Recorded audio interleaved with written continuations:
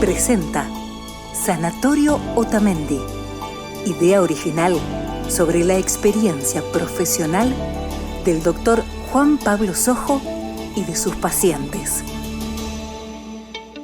Esto es Parimos, un podcast sobre nacimientos. Hoy vamos a hablar de partos o cesáreas, éxitos o fracasos. Con ustedes, Juan Pablo Sojo, el especialista. Gracias, Martín. ¿Cómo andás? Muy bien, acá queriendo saber de qué se trata todo esto. Tremendo tema sacamos. Hoy por hoy, muchas veces en función de cómo nacen nuestros hijos, es cómo vivimos, si es un éxito o si es un fracaso en función de si nacen por parto vaginal o por cesárea. La idea es poder ayudar a través del podcast a empezar a desmitificar esto de éxito o fracaso. El éxito es conocer a nuestros hijos, no es parir o tener una cesárea. Poder concentrarnos en lo que sí manejamos hace la diferencia. Generalmente, cuando uno suelta, cuando uno confía y cuando uno se entrega, el resultado viene solo. Y también es dónde ponemos el foco, dónde ponemos el éxito, dónde ponemos el fracaso. Cuando uno pone el éxito en encontrarse con su hijo, en poder tenerlo en el pecho, en poder tener ese primer momento, ese contacto, el resto pierde valor. Si es parto, si es cesárea, termina siendo una anécdota o termina siendo algo más en la vida de las mujeres. Sé que, y porque así me consta en la práctica médica, hoy por hoy se vive muchas veces el éxito al parto vaginal, el fracaso a la cesárea. Algunas que otras mujeres eligen la cesárea, pero hoy le quiero hablar a todas aquellas mujeres que no pudieron tener su parto vaginal y que lo viven como un fracaso. Y cómo ayudarlas a las que van a venir o a las que estén por embarazarse a poder lograr un parto.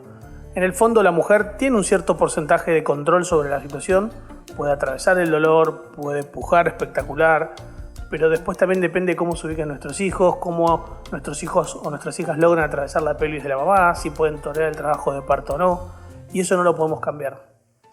Eso lo definimos como los pasajeros que van por la pelvis de nuestras madres y como los pasajeros que están en la panza de nuestras madres.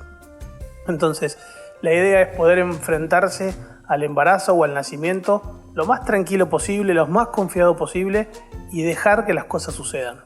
En el medio, para eso hay que dejar que la fisiología actúe, hay que dejar respetar los tiempos que necesita cada bebé y que necesita cada mamá para poder parir, pero si eso se da, el resultado final termina siendo una anécdota. Si nosotros podemos tener a nuestros hijos o a nuestra pareja al lado y tenerla en el pecho y disfrutar, ya está, eso es lo que buscamos, darle la mejor bienvenida o el mejor encuentro. ¿Qué ayuda o qué no ayuda a parir? Es algo complejo de poder explicar. Si te tengo que dar mi punto de vista, creo que cuanto uno menos foco haga en el resultado final, más chance tiene de lograrlo.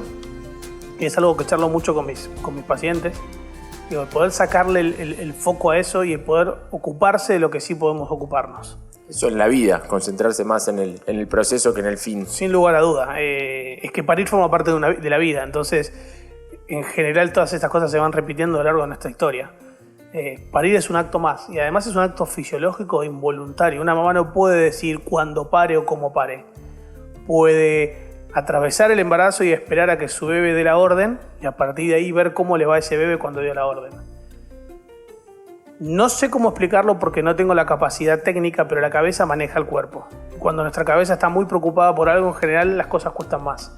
Es algo también muy instintivo en el humano. Digo, el parto es llevarnos a una parte muy biológica. Puro instinto. Donde hay que separar un poco lo social, como vos decís, separar la cabeza del cuerpo, porque quizás lo social puede influir en este concepto de éxito y fracaso. Por supuesto. Es tratar de inhibir la corteza cerebral. Se sabe que nuestra corteza nos ayuda en un montón de cosas que hacemos hoy por hoy, nos permite hablar, nos permite relacionarnos, pero para el proceso del parto, cuanto más apagada esté la corteza, menos alerta tenemos, más oxitocina se libera, menos cortisol se libera. Las hormonas de estrés y la oxitocina son hormonas que son antagonistas, se contraponen. Cuando hay mucho de una, hay poco de la otra. Entonces, poder inhibir la corteza cerebral es primordial para poder lograr mucha oxitocina dando vuelta para el proceso del parto y para que nuestros bebés, a través del torrente sanguíneo y a través de la lactancia, puedan absorber esa oxitocina, que es una hormona del amor, como ya hemos tratado en otros capítulos, o la importancia que tiene la oxitocina en nosotros. ¿Cómo haces para armonizar el nivel de hormonas, que parece que son parecidas las palabras, pero son completamente distintas, y ¿de qué manera vos como médico y con tu equipo y quizás con la familia de la embarazada ayudás a esta armonización que también es subjetiva y que entiendo que cada uno tiene sus niveles? Bueno, lo intentamos, por así decirlo. No sé si lo logramos siempre porque es algo complejo y que requiere de mucho laburo personal, también de cada persona, pero es por ahí ayudando a esto que te decía, a estimular lo menos posible la corteza. Durante el trabajo de parto específicamente es permitiendo a esa mujer que se conecte con lo que siente, que se conecte con el cuerpo y tratar de no hablarle, tener las luces bajas, tratar de interrumpirla poco, porque cada vez que le interrumpimos, cada vez que le hablamos, cada vez que prendemos una luz o que entra alguien o sale alguien de la sala de partos, la corteza se activa. Es generar un ambiente. Sí, es cuidar el ambiente. Por eso está la discusión eterna entre el parto en casa o el parto en el sanatorio. La idea es tratar de llevar la casa al sanatorio, es cuidar ese ambiente donde la paciente se siente cómoda, se siente segura, se siente desinhibida. Y eso es amplísimo. Desinhibida a veces tiene que ver con las luces o con el ambiente, otras veces tiene que ver con el hecho de estar desnuda enfrente de otras personas. Es muy amplio, pero sobre todo un laburo de los 9 meses dándole confianza, acompañándola, teniendo un vínculo con ella, poder vincularme con la pareja y tener confianza tanto la obstetra como la partera, y que ese día sea algo más o sea una consecuencia de ese vínculo que logramos durante la consulta y control prenatal. Claro, por eso es un proceso, porque digo, hay un tiempo necesario para poder comprender la subjetividad de ese ambiente necesario. Sí, y además qué necesita cada uno. Hay mujeres que necesitarán una cosa, hay otras que necesitarán otro. Las parejas también pueden ser factores de inhibición o de desinhibición, entonces también saber qué necesita el acompañante, cómo ayudar a ese acompañante a que esté tranquilo. Siempre charlamos que el acompañante es clave porque puede ayudar a transmitir más calma o puede ser un foco de estrés, y que el acompañante es nuestro aliado en sala de partos, porque es el que más confianza tiene con esa mujer, y que él esté tranquilo hace que la mujer esté tranquila. Entonces son un montón de factores a cuidar y a tener en cuenta, y que tenemos que luchar porque una sala de parto sea un lugar de calma y tranquilidad. Lo mismo que un quirófano si es que se hace falta una cesárea, pero que sean lugares donde no se hable de cualquier cosa, donde los protagonistas sean los padres y el bebé que viene en camino, donde esté a una temperatura agradable para ese recién nacido que van a hacer. Son muchos factores a cuidar que hacen la diferencia en el nacimiento de nuestros hijos. Y en ese sentido opera todo como un equipo en el sentido más puro de esa palabra, de ese concepto. Sin lugar a duda. Yo siempre digo que nosotros como equipo médico formamos parte o acoplamos a las parejas a nuestro trabajo. Estamos para ayudarlos a ellos. Los protagonistas son ellos, no somos nosotros. Y creo que es entender el poder que tiene la mujer. Cuanto más poder tiene esa mujer, menos trabajo tiene el equipo médico. Y cuanto más poder tenemos nosotros, más miedo tiene esa mujer. Entonces es poder buscar ese equilibrio y poder transmitir calma y hacerla sentir seguros y que confíen en sus capacidades. El parto lo hace la mujer y su bebé. Nosotros somos simples observadores o acompañantes, que nuestra función principal es dar confianza. Un poco lo que pasaba con la matrona, que era una mujer sabia que transmitía tranquilidad y calma. Y bueno, ese es nuestro rol. Transmitir tranquilidad y calma desde al lado, darle una mano, darle un aliento, motivar a que se puede, sacarlas a las mujeres de esto de no puedo. Muchas veces sucede que te atraviesa el proceso y te cansás o estás agobiada, y decirte sí podés, vamos para adelante, falta poco, hace la diferencia. Y volviendo al tema del episodio, que es parto, entendido como parto vaginal, parto natural o cesárea, la cesárea no termina siendo un fracaso, sino un recurso, que se llega en ese momento como una herramienta médica para poder ayudar a parir. No lo podría haber dicho mejor, es un recurso más. Está la anestesia, está la cesárea, están los forceps, está el banquito para parir el banquito. ¿Pero qué son los forceps? Forceps son los instrumentos que se usan para extraer al bebé cuando hace falta que nazca rápido. Pero igual, nada, lo que quiero destacar es que la cesárea es un recurso más. Y es algo que, por suerte, se puede hacer, cada vez se hace de una manera más sencilla y más fácil, pero que no hay que abusarla si no hace falta. Yo creo que el problema no es la cesárea, sino el problema es el mal uso de la cesárea. Y ahí es donde se radica el gran tema del fracaso. Van a haber mujeres que van a poder atravesar un trabajo de parto espectacular, con mucho o muchas horas de trabajo de parto y otras que no. Y entender que el éxito es conocer a nuestros hijos, no es parir o tener una cesárea. Y en tu experiencia como obstetra, debes tener un montón de ejemplos, pero me parece que tenés unas invitadas para hoy para contar su experiencia. Sí, hoy trajimos a dos amigas, a Mica Vázquez y Muni, que son amigas mías, son amigas entre ellas y que compartieron al mismo obstetra, y las invitamos para que nos cuenten un poco cómo fueron sus experiencias distintas. Bueno el obstetra, ¿no? No lo sé, vamos a ver qué dicen. Una fue Mica Vázquez, que tuvo una cesárea, y Muni, que tuvo un parto vaginal, así que nada, escucharlas a ellas ahora.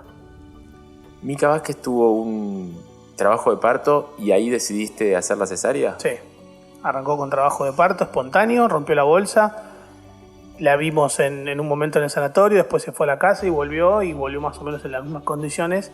Y Balta, que es el bebito de Mica, estaba cansándose y decidimos cambiar el plan.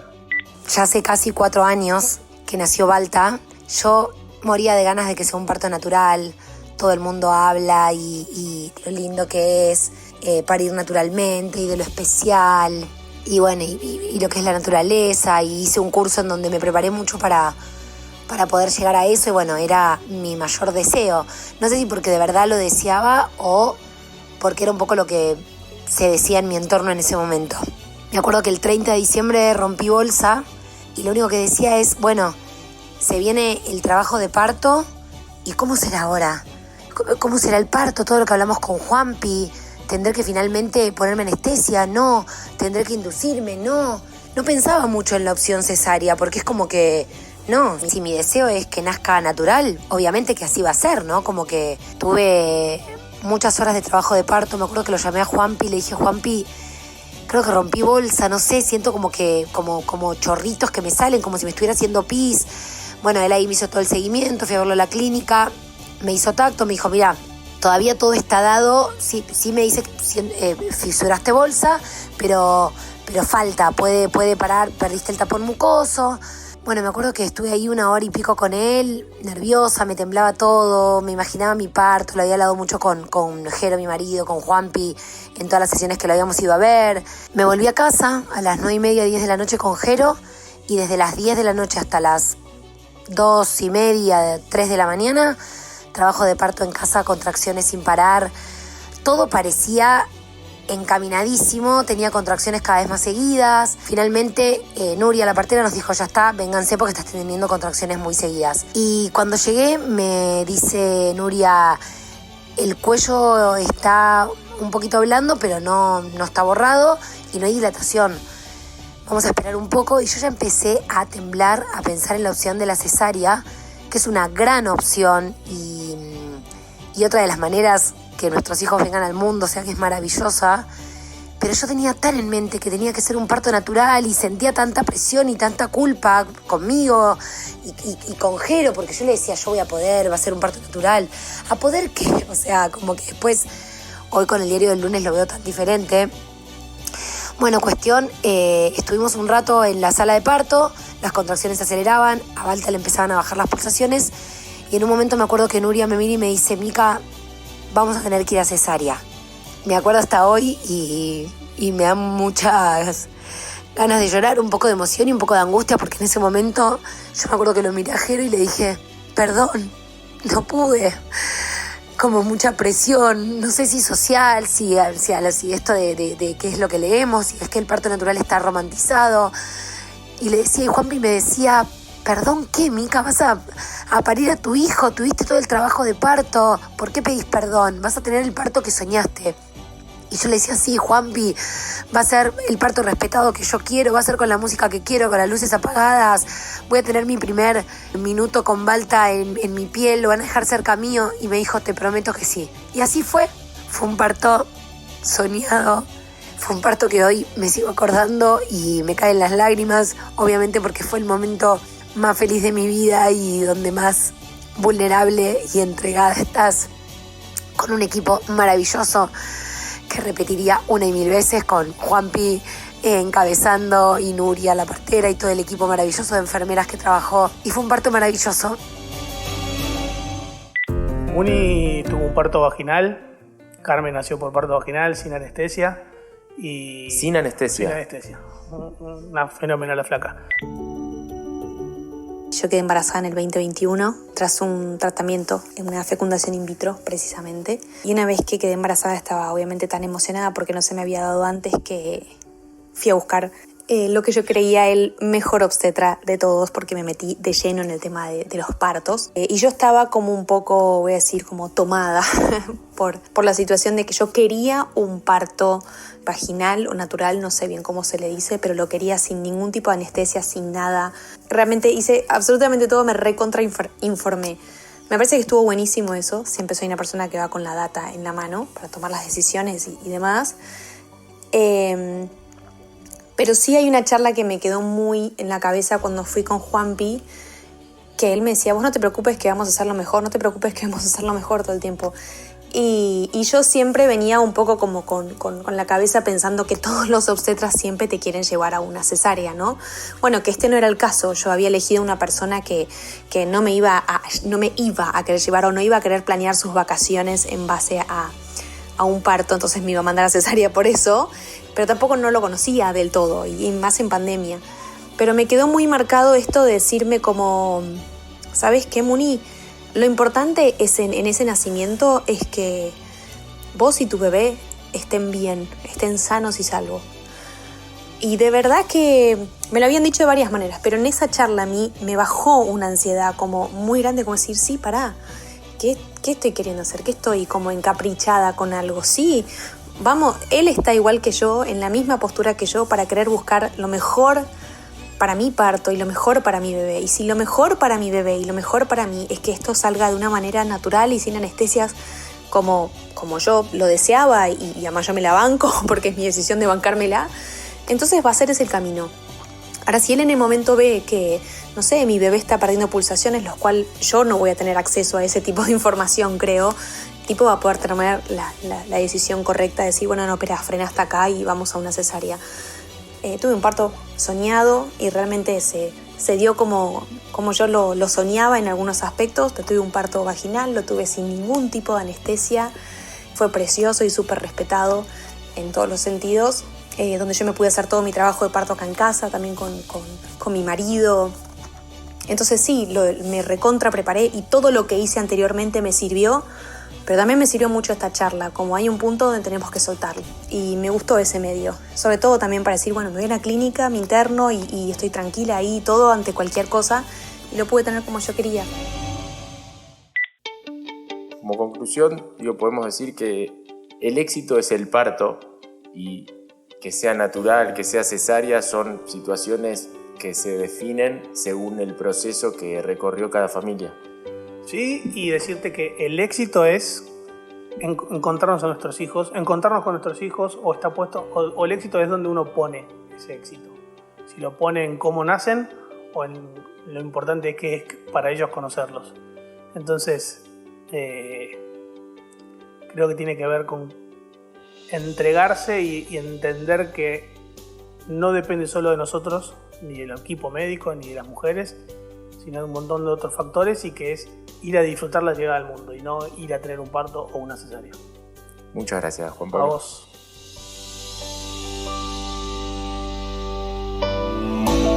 Presentó Sanatorio Otamendi, idea original sobre la experiencia profesional del doctor Juan Pablo Sojo y de sus pacientes. Produce Almacén de Podcast.